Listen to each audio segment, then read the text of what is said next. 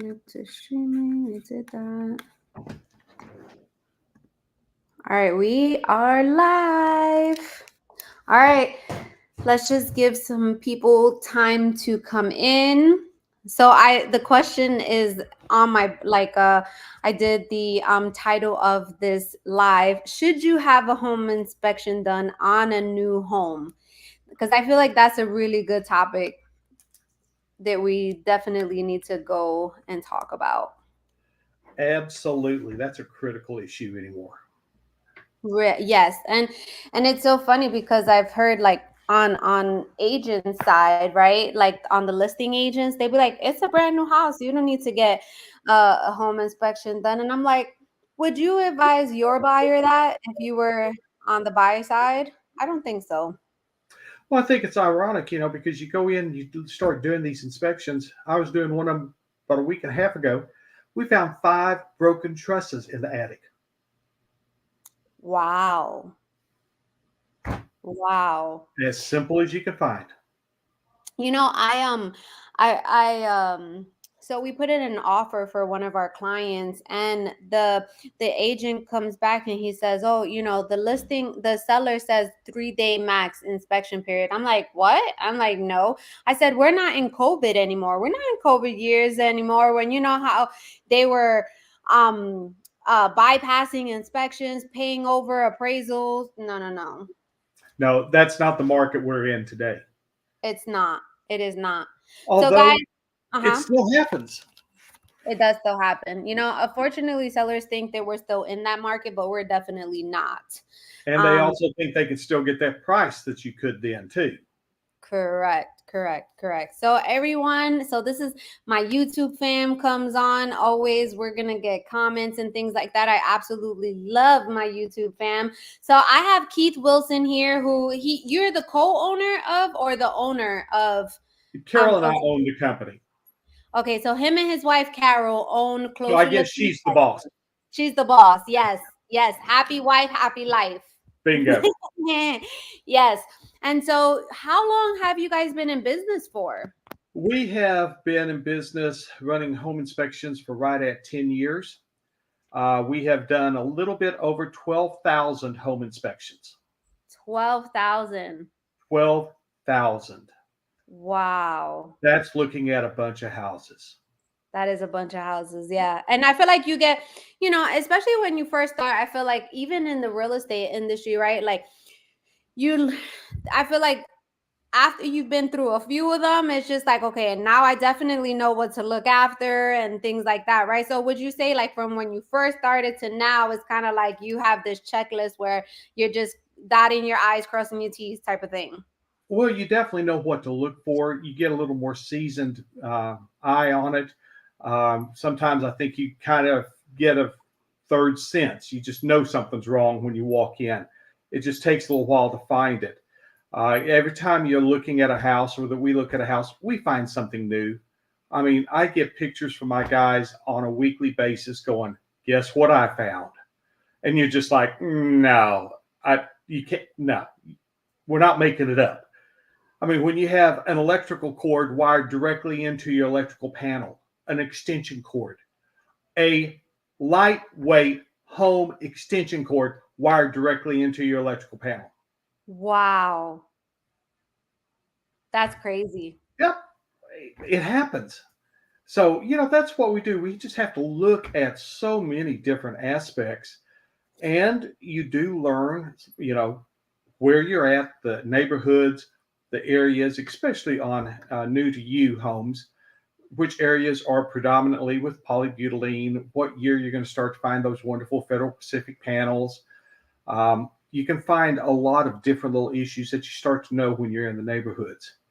But yeah, you do learn quickly, but you never stop learning. Every time you find something new, you learn. So that's so funny that you say that. So I had actually friends of mine who are in the real estate industry. They're not necessarily licensed realtors, but they've been in the industry for a really long time. They when they closed on before they closed on their house, they had an outside inspection company inspect their home, and the inspector said that there was no insulation in the attic. And Last it passed all of the city inspections and all of that. last year, we found 9 by one builder here in town with 0 insulation at the final walkthrough. Mm. It's there. I mean, we've got pictures that it's signed off by the city code inspector with nothing in there. Yep. And that's So why I hate hearing. It annoys me to like even read in for, especially when it comes to new construction homes. It annoys me when I read in like realtor comments, oh, the the house has been inspected by the county. It passed all inspections and all that. So what? That means nothing to me. understand county inspections are minimum standards that they have to do. The other side is there is so much construction going on. Unfortunately, the inspectors have a lot of time pressure, so they can't spend a lot of time on it.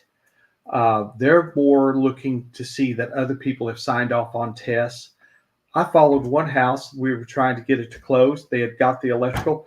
We turned it on, and we had direct shorts in the electrical panel. Um, Wow. it was one of those situations. Something was going to burn, and that was a new construction. It was about a $700,000 house. Um, Thankfully, the builder supervisor, we called him over because he was there. We showed him. He didn't argue. He said, "How long are you going to be here?" We told him. Probably in 15 minutes, he had one of his electricians over there going, "Just show me what's wrong and we'll fix it." Mm. And that's the whole idea, especially on new construction. Everything can be fixed.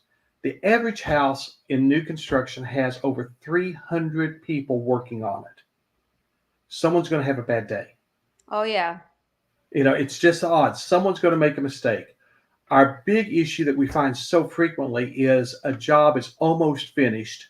So they pull the crew, take it to another house, and send someone back to finish it.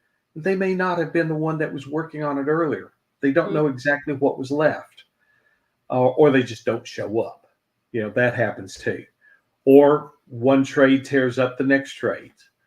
Um, we just want to take a look at all these new construction homes. Some of the builders are not real crazy about having a third party inspector. They have really increased some of the requirements. You have to be able to be pre qualified before you can step foot on the property. That's not a big deal. You've dealt with Robin before. She's got a package sitting there for every builder. We just send it straight over, give them what they want, send them all the insurance docs. That's fine. We'll Mm-hmm. meet whatever needs they have. We'll go out there. We'll talk to them. We'll see what we have. But I guess a lot of people are waiting so long on inspections on a new construction that new construction really and truly needs to start before they pour the foundation. So That let's is talk what about that real quick. So what Keith is talking about is when you're doing a to be built home, right? So if you do a to be built home, you should definitely look into a phased inspection. But I will say some builders do not allow a phased inspection. They don't allow you to be, the only 2 times they will allow you to be there is pre-drywall and then the final when the house is done. Have you came across that a lot where builders are like, nope, you cannot come for each phase? there are some builders that will say no. There are other builders that seem to have a little different approach. They welcome another set of eyes. They Mm. understand we're not there as the house police. We're there to help ensure that everything is going smooth. And if they've got the desire to build a high quality house, chances are their supervisor's on board. He's going to work with you. He'll take a look at it. We'll find issues sometimes that they thought had been fixed, but it hadn't been. But yes, you're right. Sometimes it's just pre-drywall, and that's when they can hide a lot of sins. We can find a lot of mistakes there, and that's when you're going to find walls out of square, doors out of square, the stuff that you really can't fix once it is at the finishing point. Um, and you can look at it, see what kind of issues you may run into. Um, And we always encourage the homeowner to be there, to ask the questions, because they're trying to run the pipe in a certain manner. And what happens if it's half an inch and that just happens to be in the way of an electrical line? Mm-hmm. So their fixes sometimes are not acceptable. Sometimes they need to do better. Yes. But And so yes, we do. asked, when we were talking about when there wasn't any insulation in the attic, she said, what happens then? So they're not gonna the builder has to go ahead and have the attic insulated. Yes, they will bring in an insulation crew and go in and insulate. It's not the most convenient. It is a little bit messy at times. Chances are they're going to have to bring in their final cleaning crew again. But understand, they are selling that home with insulation. That is a code requirement. So it should be caught, but it's sometimes not. And I'm not pointing fingers at these building supervisors. When I got into this business on a new construction, the average building supervisor had 9 to 11 houses. Wow. Today they're running 40. There is no way they can be on site to the level that they want to be. There's just not enough hours in the day. Mm-hmm. So they're relying more and more on their subcontractors. So people ask, who builds a good house? Depends on the supervisor, depends on the subs, and who showed up to work one day. So I agree. There's not a solid answer to that, and it's not being evasive. It's just the way work is. So how long does a average inspection take? We, on a 2,000 square foot home, because it's all based on size, a 2,000 square foot home is going to take about 2.5 to 3 hours. Then it's because there are so many systems we have to go through, plus the actual physical building. Mm-hmm. Then when you start to get over that, of course, it's going to take longer. Surprising, it's not that much harder to inspect a 4,000 square foot house than a 2,700 square foot house, because it's just an empty box. It's got the same amount of systems in it. It's just walls. So sometimes it doesn't take as long per square foot on a 4,000 as it does a 2,000. Just depends on the home. Depends on is it accessible. Now, do you know off the top of your head? So I actually just had a walkthrough in Punta Gorda, right, with one of my families, and they had an inspection done on the house.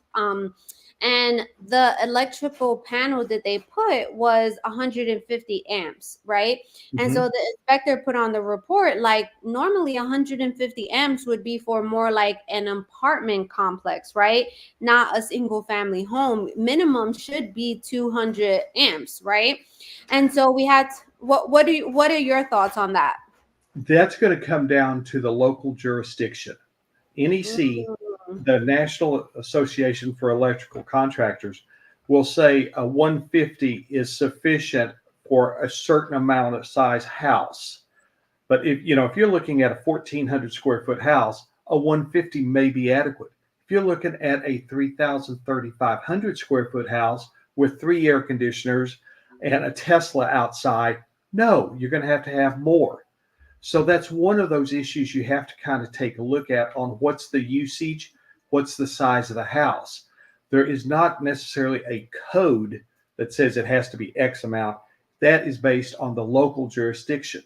Now, what that means is Orange County can have a different one than Sanford, which is different than Osceola, which is different than Polk. Yeah. So there can be a lot of variations in those, and it does vary based on the size of the home.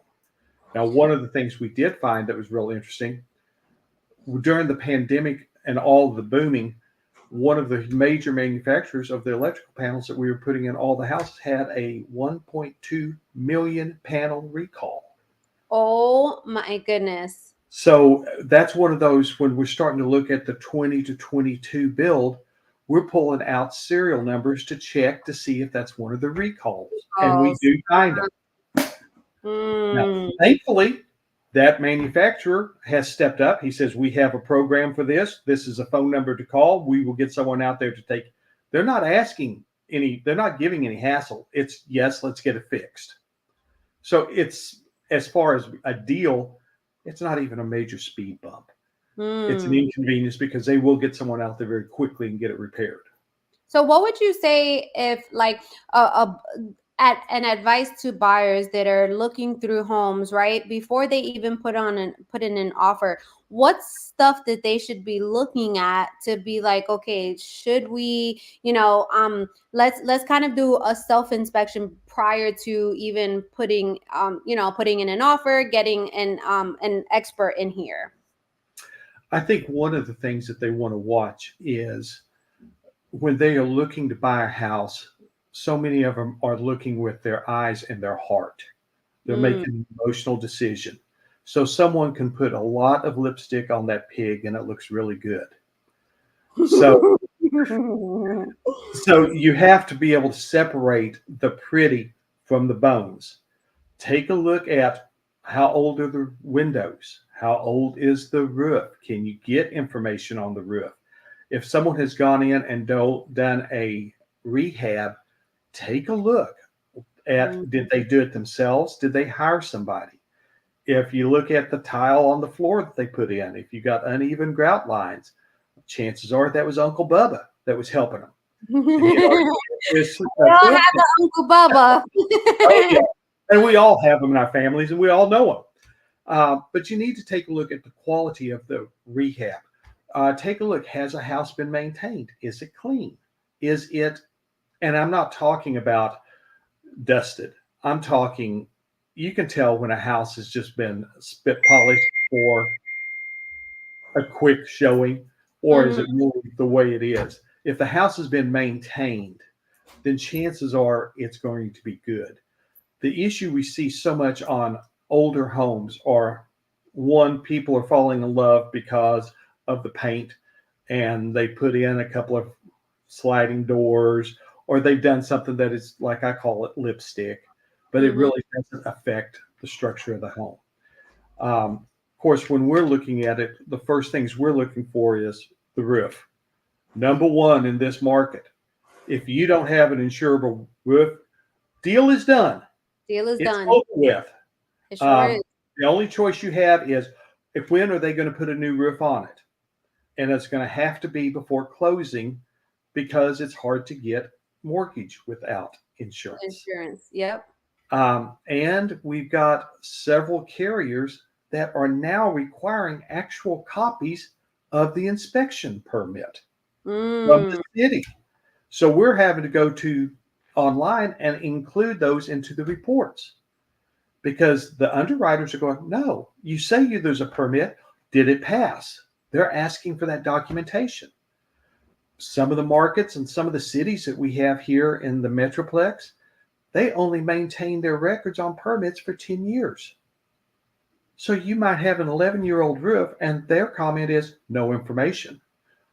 If that's what the insurance is, I say, put a roof on it. I had that happen, and that was on a tile roof. That should have been a 40-year roof. Underwriter doesn't know, doesn't care, checking the box. These aren't underwriters sitting in Florida. They don't know what a wind mitt is. They don't know the purpose of the wind mitt. They know they've got to have one with these boxes checked. So let's talk about that real quick. So you do not need a 4-point inspection or a wind mitigation separate report for a brand new home. But teach me something. We are getting those requests every week. Really? Now, bear in mind, that is what I said. An underwriter doesn't understand. So we have two choices. Provide them, or as I say, provide the stupid individual with the documents, or we're all going to be blue in the face because we can't close the deal. You can't teach a pig to sing. We're just going to get frustrated. So if that's what they're going to require, we get requirements on new construction all the time. So our policy and what we do is, when we do a new construction, we prep for it. We take the pictures, we get everything we need, where if they do come back being stupid, the answer is, have a glass of wine, give me an hour, and we can get it to you. Let's all chill. I love that. Okay, can you tell people what is a wind mitigation? Look at my I don't even know what's going on. What's a wind mitigation and what's a 4-point inspection and why is it needed? Okay, wind mitigation is information given to the insurance company on the roof and the building of the house and how is it going to stand up to wind and hurricanes. That is the one that gives you a potential discount. So a wind mit equals dollars saved. Ooh, we love some dollars saved, right, my people? We love that. Now, a 4-point determines if it's eligible to be insured. What's the age of the AC? What's the age of the roof? What kind of plumbing do you have? And tell us about the electrical panel. Because those are the questions they're going to ask. There's a couple more they're sliding in, trying to get it to be a 5-point, when we know what they're going to ask. So we put that into the report anyway, just because we don't want to have to go back. We don't want the aggravation. We don't want you getting it aggravated. The clients don't need aggravation. If we know what they're going to ask for, let's just give it to them. Let's get proactive. As I jokingly say, we want all issues to be done during the inspection period, not the closing, and heaven forbid, not after closing. Let's get it all handled during the inspection period. So a 4-point just does that. It tells them the 4 major points of the house, the age, a little bit of the condition. For instance, a Federal Pacific panel is not going to get insurance in the state of Florida. Now, that's one brand that won't. There's multiple other brands that won't get it. The reason being the way the brake, and it gets a little technical, but the way the breakers release, it becomes welded shut and it becomes a fire hazard. So it's just not going to be accepted anymore. The type of plumbing, the polybutylene, is very difficult, if not impossible, to get. Yes, and a lot of the older houses do have the I don't even know how to say polybutylene. It's such We call it poly. We all know poly because not all of us can say it, let alone spell polybutylene. So we know what it means. It's that gray pipe that means no insurance. So yes, you're going, and people get all freaked out on it. No, it's a relatively easy to repipe a house. It's not cheap. In the last 6 or 7 years, I'd say the price of that has doubled. Really? But everything has gone up in the trades. But you can get it done. It's one of those, when poly shows up, you need to have your agent go back and say, hey, it's an uninsurable house. You need to repipe it. Invariably, they're going to turn around and go, well, let's do a credit. No, because you may not get insurance if. Yep. And if you don't get insurance, then you can't get the loan approval. It's just a domino effect. And you waste time. Yep. Pedro said, when you buy a new, I'm guessing home, can you request an inspection record? So I mean, I'm trying to think, are the permits? That's exactly what he's asking. Okay. Yes, he can go out on the permit office and get copies of all the permits and the permit records. And in other words, and the actual permit inspection results. Now, what you're going to find is Orange County is very good. Seminole County is pretty good. Polk is real good for the 1950s. They don't have the technology available right now. They can always call and talk to the permit office. And that's one you can request it. I don't know what the purpose of that would be, because what you're going to find is it's passed or it's failed because of, let's say, insulation or a loose lug, or the lintels weren't sealed or something. And then the next time it's been done. And if you don't know what that is, you're kind of majoring in the minors. What you want to do is have someone look at it that knows what they're doing, that can get a feel. Kind of like, and I know you've had some of our new construction inspections. I absolutely love it when we have them in the report where there's a picture of the actual blueprints and the picture of the wall with the question, why does it not match? That's the question that we want to ask. And invariably at that point, yes, they're going to get it fixed. They don't want to go any further than that. Yeah. But yes, you can always look at your permit, but understand sometimes it's a little harder to find it. Sometimes you think it's going to be Orange County and it's actually a different city and they handle it a little different. Or if they did handle it one way, but in 2019 they shifted it to a third party and that's how you have to go find it. So you can get a little lost in it. But yes, that information is there. Plus, something most people don't realize, you can go to the building office and request a set of prints for the house. Now, it may take 2 to 3 weeks to get it, and it may cost you a couple of $100. But if that's what you want, you can do it. Okay. So Cassette said, long time ago, I had a custom house built, stopped by to check it out, and they had forgotten to put a window in master bedroom.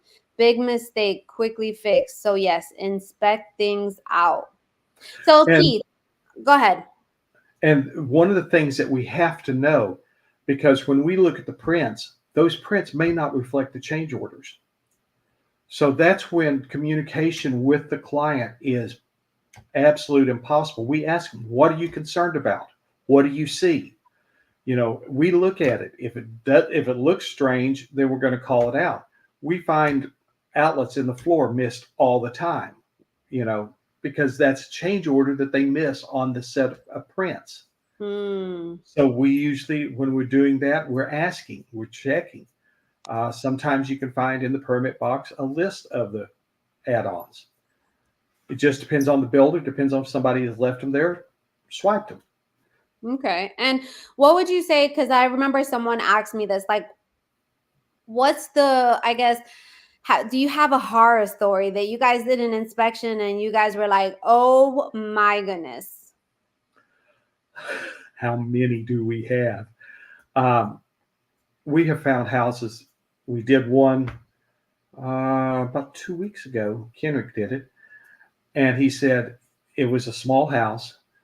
He had over 90 major problems on the house. And he said, this is going to take forever. I said, it sounds like the easiest one. Recommend bulldozer and 4 dumpsters. Of course, we can't say that. And we're not going to tell a client that. We'll joke with the agents or between ourselves. But, because that could be their love that they wanted. We can have horror stories all the time. Problems that are found, electrical issues that are found. Houses that are built out of square. There's one new. Oh yeah, there's one of them. When we got out there, they actually had the frame, the actual slab was not square. We found one of them. We went out there for a pre-drywall. CJ was the one that did it, and he called me and said, "Am I being pranked?" I said, "Why?" He said, "This whole slab has been rotated 90 degrees. The garage goes straight into the side of the house next to it." Oh. And they were they were ready to go. So this is on a brand new home. Brand new home. Just take it and rotate it 90 degrees. Oh my God. Those are the fun ones to find. Not necessarily the fun ones you want to explain to somebody. But there's always a horror houses. So let's talk about, not to cut you off, but let's talk about, because I know this comes up a lot in the reports with new construction, right? So when, of course, you're buying a new home, the house has to settle, right? So talk to us about the stress cracks, the settlement cracks, and when to be kind of like, oh, this is bad. Of course, here in Florida, the way they build the foundations, we're going to get settlement. Also, due to the heat, when you pour the concrete with the heat that we have around here, you'll get some surface cracking. And that's not going to affect the structure. When it starts to affect the structure is when it becomes over an 1/8 inch wide, or there's displacement. One side's higher than the other. We see a lot of stucco cracking that all of a sudden forms. That is when they put the stucco on the wall. The stucco is against concrete block. It's dissimilar materials. they dry at different areas and they expand and contract at different rates. So they will eventually give you some cracking. Now, where we see more of it is on the homes that have the concrete first floor and the frame second floor, because Mm. most of the two-story homes have frame on the second floor. And if they don't get the thickness correct on that stucco on the second level, it will start to crack. And we've got subdivisions here in town that they're having to go back in and redo the stucco on the second level on all the homes, because of the Class X. I've seen that in Apopka. I remember going to a home with some buyers, and literally the whole side of the second floor was just crack after crack after crack, and I was like, "Oh my goodness," because they had to fix it. Yeah, and it can be difficult. And it's just not a popular. Let's don't pick on them. We found them in Oh, every I'm area, not picking on everywhere. Apopka. I can take you to ones in Windermere. I can take you to St. Cloud. I can take you about anywhere, and we can find that. We Mm-hmm. can find those even on the new construction, because what happens when they're in such a hurry, they don't put it on thick enough, or it's the wrong humidity, too much moisture or not enough, and the way it dries, it has a tendency to flake. So Mm. you really have to watch that. We find a lot of delamination on 2-year-old houses, especially on the second floor. Um, so yeah, you do have to watch those. But that's part of the maintenance that's required here in Florida.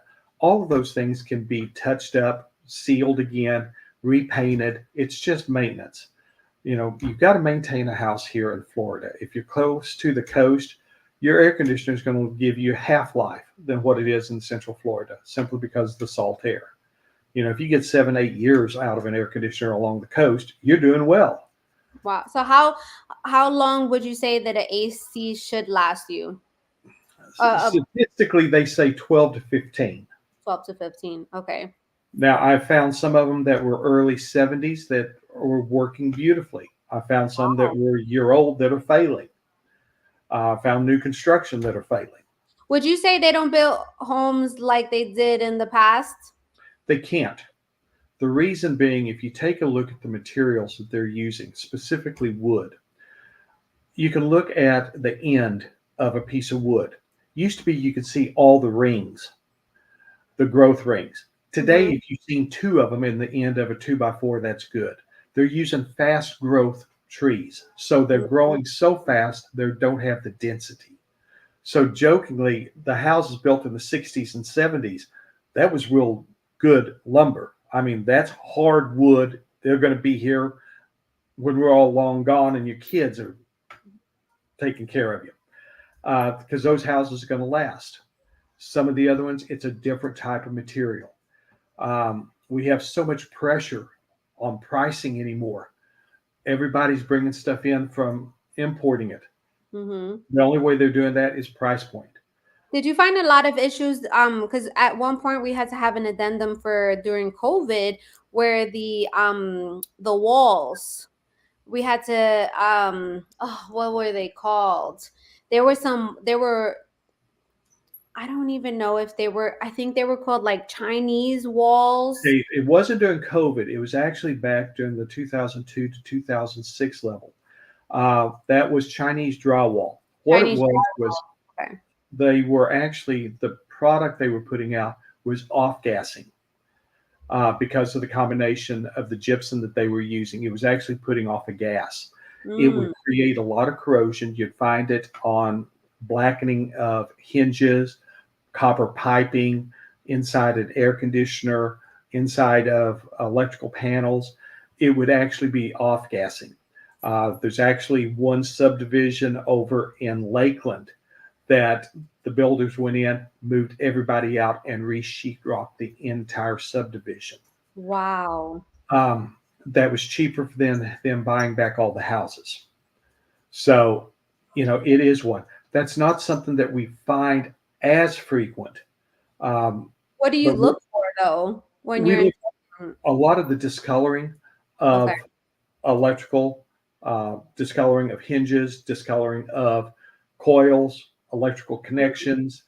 Um, And just because you see discoloring does not mean that's Chinese drywall, because if you have a pool and you have left chlorine or some of the acid in your garage, it will off gas and create something similar.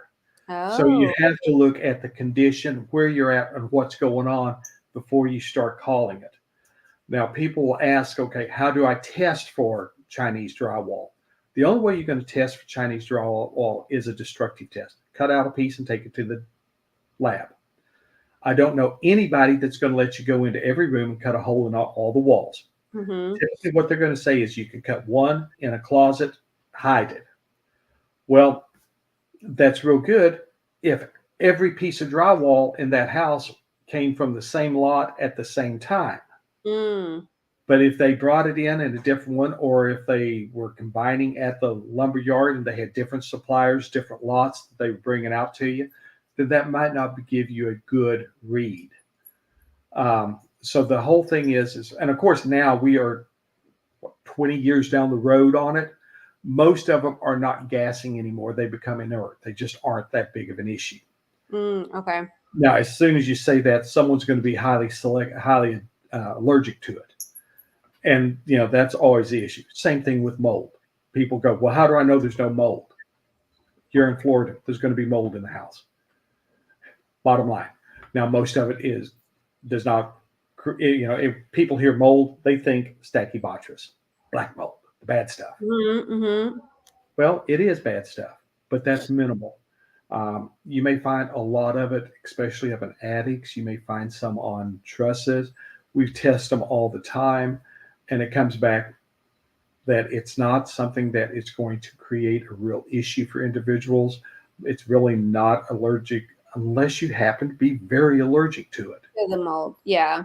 Okay. Yeah. And Pedro said, but let me correct me if I'm wrong. So Pedro said, how do you deal with septic system inspection? I have a stressful situation with a house I have for sale in Massachusetts. Why you had to do this to me, Pedro? Okay, hold on. I have to really pronounce the word. Okay. Massachusetts, and don't pass the Title V system inspection, and it's required to sell. So do you guys do septic? No, we don't. In the state of Florida, that is a totally different license. You have to go through the Department of Health. So we have decided we're not going to be doing those. One, I do not want to spend to buy a pumper truck. It's going to be an expensive one. I recommend, there's several good companies. That's what they do. Anytime we see a house on septic, we do make the recommendation that they get it checked. So do you recommend? So do you like if it's an older house, do you recommend the buyers to inspect the well water and the septic tank? Yes. If it's an old enough house, I even recommend that they check the drain lines, even if it's tied into sewer, because you can have displacement or breaking of lines. You could have roots going through, especially after about 35, 40 years. A lot of stuff can grow through there and create problems. So it's always recommended to do a scope at that point. We always recommend, people say, well, I just had it pumped and checked a year ago. That really comes down to the individual. Do you want to accept their words? Do they have the documentation for you? Can you call the company and have them pull it up to tell you that did they give you the right information, or was another sheet that said they recommended complete replacement of the drain fields? So you have to do a little bit of research on those. But for the cost of having a company come out, you're looking at about $350 to $500 is kind of where it is here in the Central Florida area. You can have someone come out and take a look at it, get a professional opinion. That's one of the things so many people are looking at. How can I cut corners?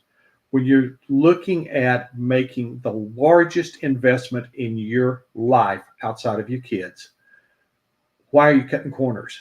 You want the information. Yep. Now, I understand, don't waste money, but you also need to make sure you get a clear picture of what you have. I agree. I agree. Pedro was commenting about, the Section 5 up there in Massachusetts. That's a local jurisdiction.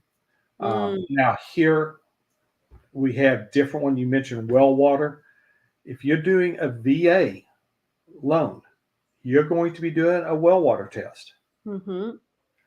That's FHA too. FHA, yes, they're going to request it. Now, the problem that you run through is those are not cheap tests.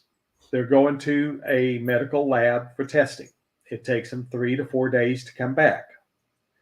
What happens if it comes back with chloroform, or it comes back with lead, or if it comes back with iron, or it comes back with magnesium, or something like that? Obviously, as a realtor, what you're going to do is recommend that they fix it. Mm-hmm. Then the next thing that happens is say, okay, we fixed it. Now you can have it tested again. I had one gentleman that had an owner that did not want to fix it. He kept trying to jury rig it himself, and he had to pay for 7 water tests before he could get a VA approval. My recommendation is when it shows up, if there is a well in the contract, client will pay for the first well water. Buyer is responsible to provide a clean and acceptable well test. Does that mean 1 or 10? Doesn't really matter. It's not in our client or your client's wallet. Because it does happen. Same thing on termite inspections. Because VA requires a clean termite. So VA, he's saying VA if you're using a VA loan. So Keith, I don't know if you remember, but we closed the house a couple of months ago, and my clients were using a VA loan, and the house was perfect. No wood destroying organisms or anything like that. But the shed in the back.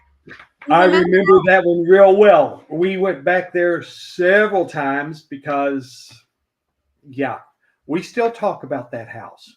We know it well. So they had to get that fixed. The sellers got it fixed because the VA would not close on that house without the shed being completed. And they have actually changed the ruling on that, and that was the beginning of the new interpretation. It is now interpreted that if your children have a wooden swing set in the back, that has to clear. Really?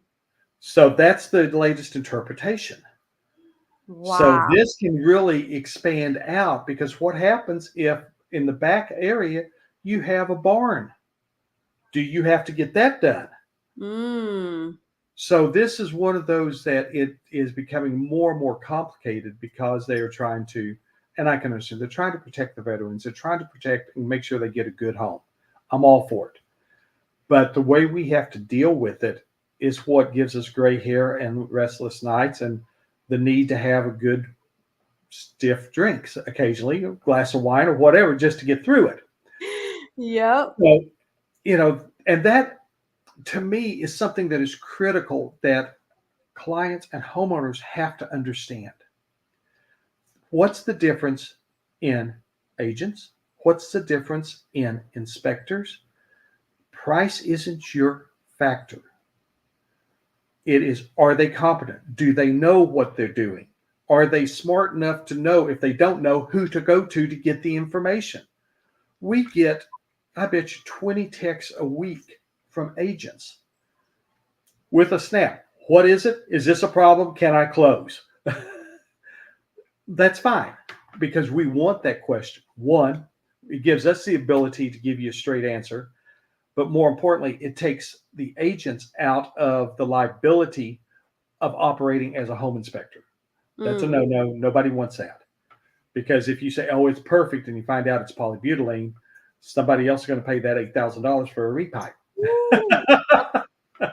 That's not a conversation anybody wants to have. Mm-hmm. So let it come back to the inspectors that are qualified, that have the license for that. But these people have to understand they're paying for professionalism. If you're going to the doctor for heart surgery, are you going to the cheapest one? No, you want the best one. Okay, if you're going to go to buy an expensive house, and every house in this market now is expensive. It sure is. It's going up there. When you look at what price, it's a serious investment. I don't think it's going to get any better anytime soon, but it's an investment that you have to understand what you're buying.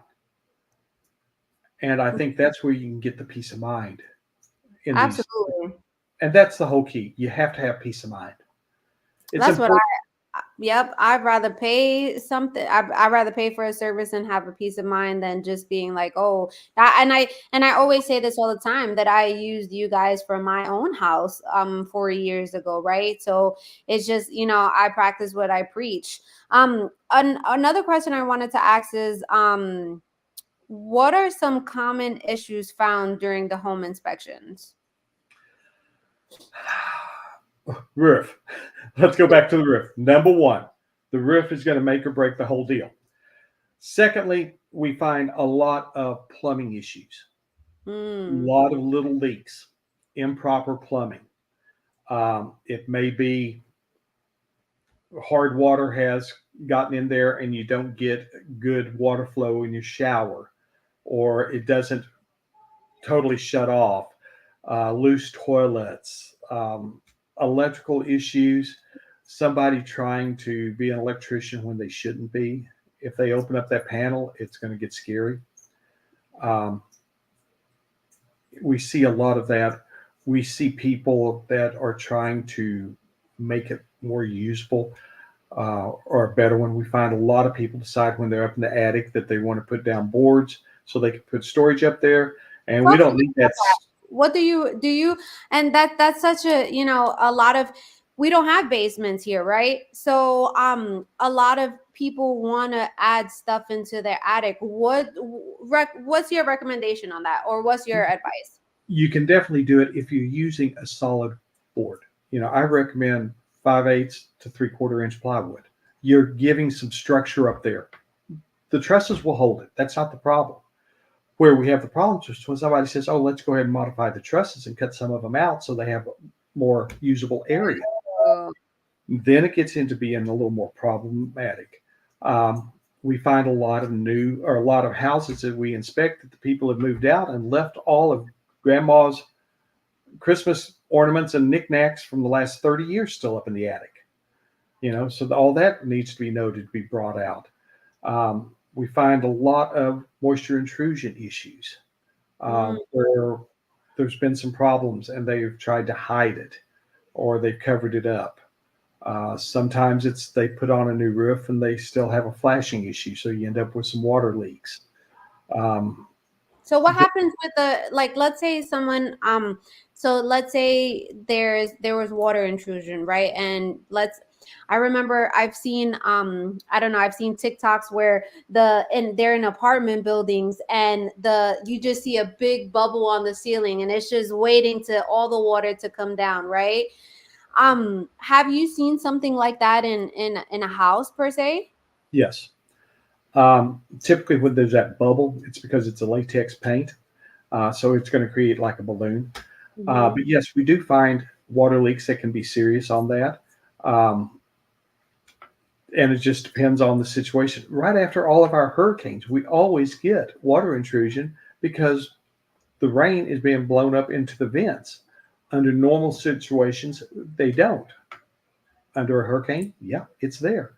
Water intrusion, we can chase it all the time because I had one house, we could determine that we had water coming in around a window, but we couldn't determine on the roof where it was coming in. And they ended up pulling, and it was a tile roof. They pulled about half of the front of it off before they found it. Wow. Very tough one because it would run along.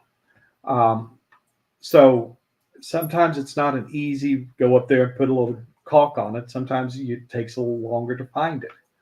But yeah, water intrusion is a significant issue. We never like that. And people love to try to cover it with a coat of paint. Yep. And then you guys use like an infrared what is it called? Infrared cameras. Basically say, well, you can see through the wall. No, we're noticing temperature differences. And the moisture is typically a different temperature. So it'll show up in a different color. And then you have to go in. Once you determine that there's an anomaly there, then you could use a moisture meter and try to pin it down. If you have an active leak, if you have a residual amount, If you have a residual amount, why do you have a residual amount? Is it because a window was left slightly open when we had rain the other night and it got damp, and that's a residual that we have? Or do we have a slow pinhole coming through somewhere that it's just causing some issues there? Um, and the other side is we can oftentimes run water when we shut it off. A little while later, a drip pops up because it's not a major one. But when we're using infrared, we walk back through and we splash through it. It'll show up, all of a sudden that we have one. We find problems with infrared every week. Little ones that you couldn't visually see. Because you do work in shadows. You do try to see everything, but sometimes they're a little touchy. Sometimes you find other things, that areas of moisture that have been carried on, but you don't want to know the source. It's usually from pets. But that's something that you do need to identify if you find it. So, closing. Okay, hold on. Bruno said, okay, hold on. Pedro said, thank you for the information. For me, a good house inspection in general is the best investment. Yes, we definitely agree with you. Bruno said, what is the average cost of a home inspection in Central Florida? Again, what size house? What's the average house? Are you going to need the insurance reports? Do you have a pool? There's a lot of different questions. You're going to probably be spending somewhere in that area of $500 plus. We do have a few people out there that are trying to do it cheaper, and God bless them.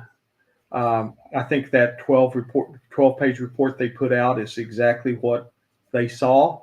Meanwhile, we'll go back in and do that 80-page report.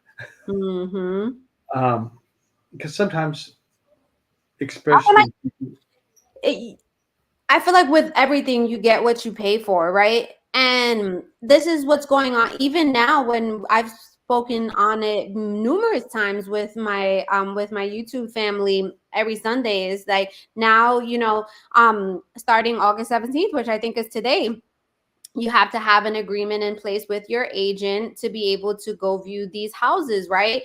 And I always encourage my people, right, whether they're using another realtor or not, to make sure that your realtor is putting your best interest right before theirs, and is educated and is experienced and is gonna do right by you, right? Yeah. I think it's the same thing. It is the same thing, and a lot of inspectors are trying to do it with a ladder and a flashlight. We mentioned infrared, $4,000 a camera. We do test for water leakage in pools. That little equipment that we put in there, that's another $2,000. You start looking at moisture meters, $600. There's a lot of investment on equipment that you have to have. Otherwise, you've got somebody that's got a Lowe's flashlight trying to stumble around looking your attic, and they can barely get out alive. Or they step through the ceiling, which... Oh my gosh, I've seen a lot of videos like that. So Keith, tell me, when a buyer is gonna have their home inspected, do you recommend they have their whole entire family, or do you just recommend it just be them and their spouse? Or tell me about that. Okay, then the question is going to come down to, is it an occupied house or is it a vacant house? If it's an occupied house, I do not want a lot of people walking through it. We can't control it, and we're not the cops. If it's an occupied house, we're going to have the agents there to help ramrod and stay on top of them. If it's a vacant house, let's get the decision makers. Let's get the couple there. I understand sometimes that means kids. If you bring kids, don't let them run around the pool. I've seen them running around pools, and I'm just waiting for them to go into one. That takes us off of the inspection. I recommend what they show up, if they can show up for the inspection, come into the last half of the inspection. Give the inspector time to look at the house and get a feel for the house and start working through it. We can actually find a lot of stuff, so when they come in, we have something to talk about. The other thing is don't bring your daddy who used to build a house. He's going to sit there and go, well, did you see that there's a light bulb out?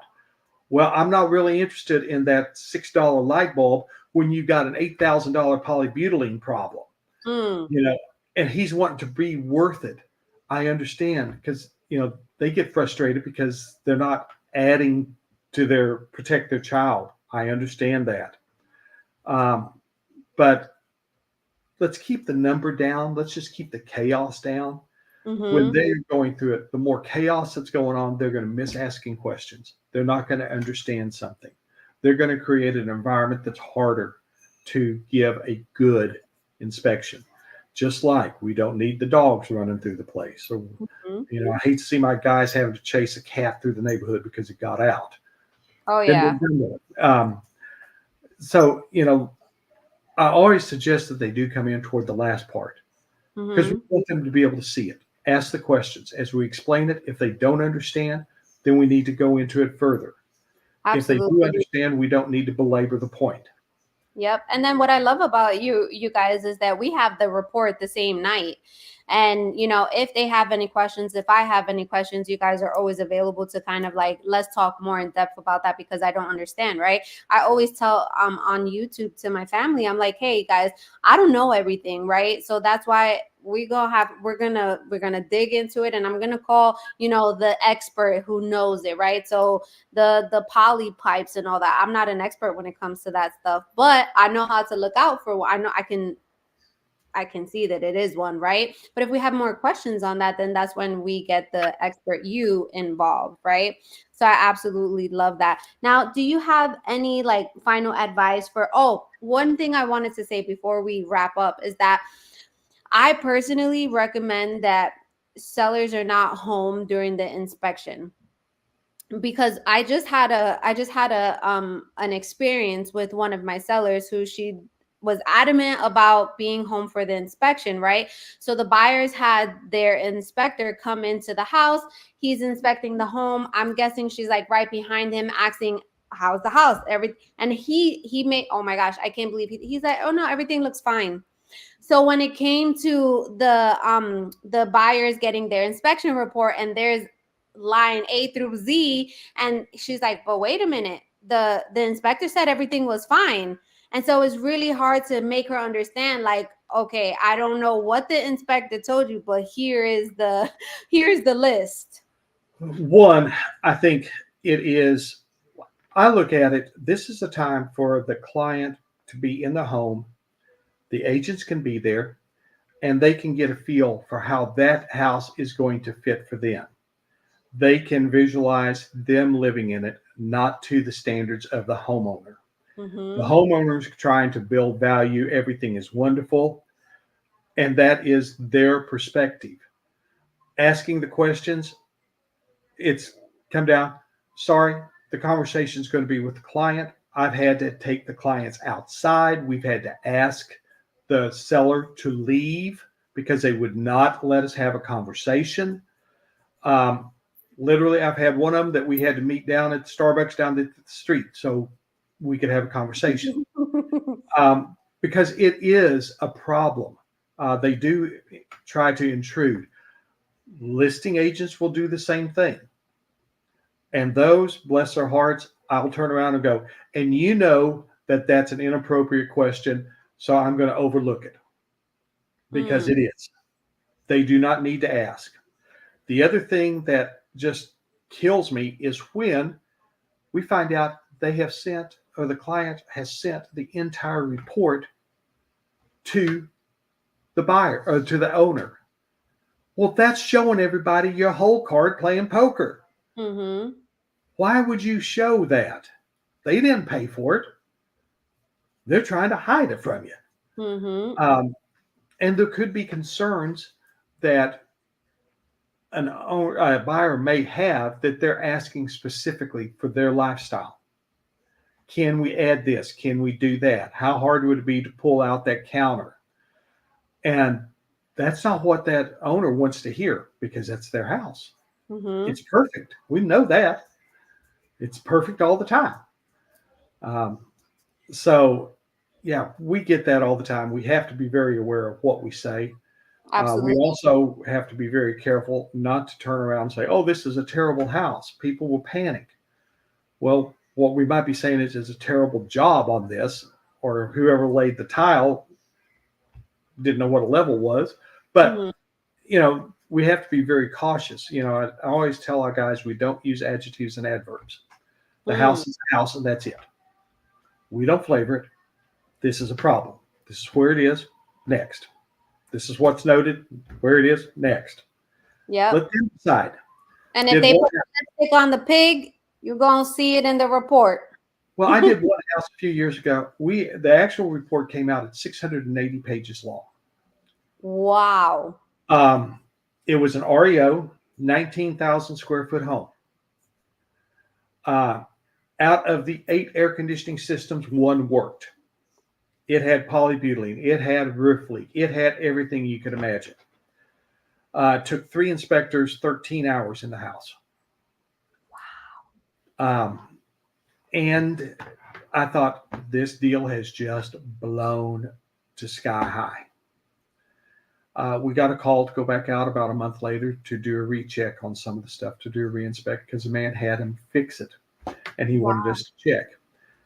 And he estimated that there's $480,000 worth of repairs. Oh my goodness. But it was the perfect house for what he was looking at. He felt like he was getting at a price that he could do that. He had the bank account to do it. It was a perfect buyer for that house. And you know what's so funny? I love that you just said that, Keith, because I feel that every house has a buyer. So I remember reading an article, I think it was a Facebook post or something like that. And there was this one, the agent is like, this house I cannot sell.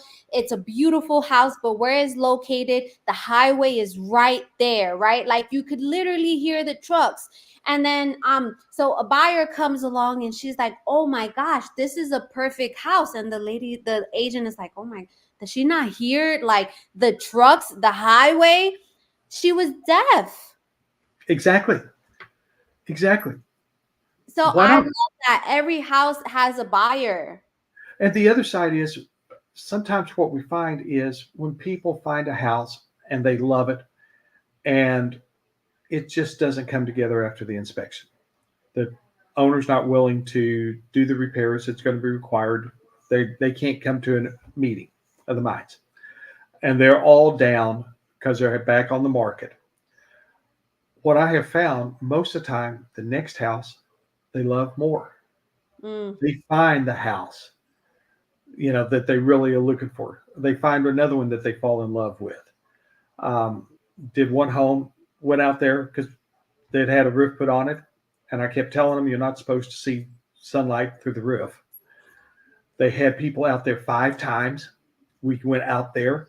Last time it was at night. I told the guy, I said, go out in the backyard, look in this area, tell me what you see. He said, I see a flashlight. I said, that's me in the attic. And he said, I'm done. They said, we'll fix it. He said, what's the difference between now and the other 5 times you've done it? And he walked the deal, called me for another one. Found, to be honest, better location, prettier house, newer. Wife loved it. And he was like, it was such a blessing that we didn't get it, because we stopped looking before we should have. Because when they were looking, that house wasn't on the market. Yep. So what's meant for you is for you. Yeah. And they have to understand that sometimes it's not the right house doesn't mean it's a terrible deal. It's just that it's not right. The people, the sellers aren't willing to meet. It doesn't meet your demands. You're trying to make do. We saw so much of that during the pandemic, where people just buying a roof. They just needed a roof. They bought houses, and 2 years later, they're like, oh my gosh, why did we buy? Yep. We should have done something different. I agree. Well, just to kind of wrap up, you need an inspection, whether the house is 100 years old, whether the house is just brand new. It's definitely worth the investment, because it's one of the biggest purchases you're going to make in your life. Pedro said, I think it's fine to pay what's necessary for a good house or property in general for a good inspection, and is a one-time payment for my peace of mind. And absolutely. Yeah, I feel like your peace of mind is priceless. And, and Cosette said, cada casa tiene su novio. So basically every house has a boyfriend. Yes. So I absolutely love that. But Keith, thank you so much for providing value to my family. These are my YouTube fam. Every week they're just rock with me. And again, you guys are my number one recommendation. I used you for my own house, and thank you so much. Well, thank you for the opportunity.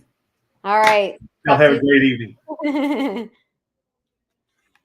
All right, guys, what did you think about that? Look at that whole, you can see it's not a good sign. All right. So what did you think about this one? Jose's yes, Jose, we're trying to get under contract, Jose. I know, I'm working on it. What did you think about this? I'm slanted right now. Hold on, guys. All right. Did you guys think it was informational? Let me know. You guys know that I absolutely love to provide value. I absolutely love you guys. Like I always say every week. I hope you guys had a great week. We survived the first week of school. It was just pure madness and chaos and all of that, but we survived it. I hope if your kids went to school this week, I hope they had a great week. I hope they have an even better week.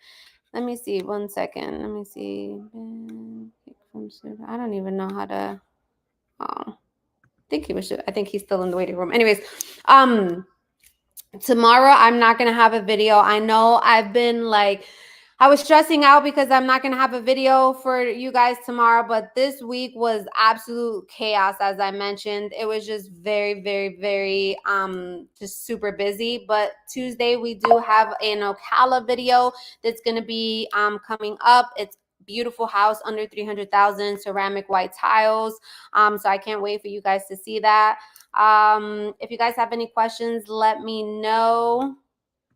Hold on. Okay. If you guys have any questions, let me know. I'm trying to think of who should we have next on this live that can provide more value. I'm thinking maybe a home insurance agent, right, to talk about the different policies and what they're seeing prices are compared to like the homes on the coast and homes in Central Florida, right? So I think that one would be good. I'm thinking maybe like a property appraiser too. I think that would be kind of just giving us some insight. Hold on. Absolutely, it needed his input in every professional you have brought in. Yes, you guys know that I love to provide value. Pedro said, yes, thank you for your valuable time. Very informative. Cosette, girl, this week was so exhausting from a teacher point of view. I bet I couldn't even imagine. Like, seriously, we have 6 kids, and so they're just in different schools, and it was so much this week. It was so much. Friday, I had such a bad headache that I was like, I can't. I'm like putting the computer down, and that's it. I have no more mental capabilities in here. But hopefully we're still trying to work on getting the getting the other channel up, the Sunshine State Living. So there's just a lot happening, a lot coming soon. I'm super excited. You guys know that we're trying to get to 10,000 subscribers. By the time October comes, we're at 7,572 as of right now. So definitely like, comment, subscribe, share. It goes a long way. We're trying to help as many families as we can evolve in real estate. As I always say, I love you guys. I don't know who I'm gonna have on next week just yet, but stay tuned to like the community post in YouTube, or you could follow me on my Instagram or TikTok and Facebook and all of that stuff. It's so hard. It's just so much social media. Guys, I love YouTube. But yeah, I think that's it. I'm gonna go eat dinner. I'm hungry, I'm sleepy, I'm tired, and we got a full week ahead of us. I'm super excited. So I hope you guys have a great week. Let me know if you have any questions. You guys know how to reach me, and bye.